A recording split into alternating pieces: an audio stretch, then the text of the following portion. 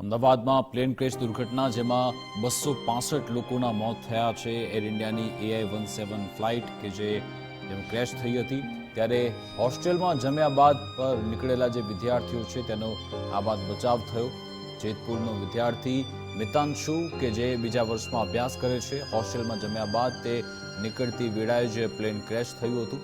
મિતાંશુ સાથે વિદ્યાર્થી સાથે લાઇબ્રેરી જતો હતો।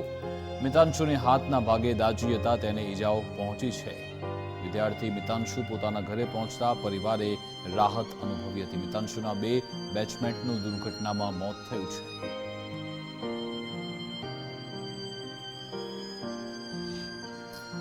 હું મેસમાંથી જમીને નીચે લાઇબ્રેરી તરફ જતો હતો।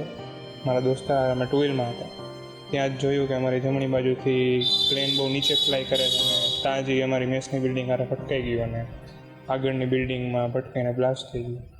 એ વખતે અમે ત્યાં જ હતા અને જેવું જોતાં અમે એનાથી ઉલટી બાજુ જવાની ભાગવા માંડ્યા અને બ્લાસ્ટ એવો હતો કે એની જે વરાળ હતી અમારા શરીરને અડી ગઈ અને થોડાક બળી ગયા છે। 1:40 પ્લેન ક્રેશ થયું અને 1:41 મને ફોન કર્યો તો જણાવ્યું, પપ્પા અહીંયા મેસ ઉપર પ્લેન ક્રેશ થયું છે, મને કાંઈ લાગ્યું નથી, કે મને વાંધો નથી, કે મેં ફોન પૂછ્યું તને કાંઈ લાગ્યું છે તો કે ના કે મને કાંઈ વાંધો આવ્યો નથી।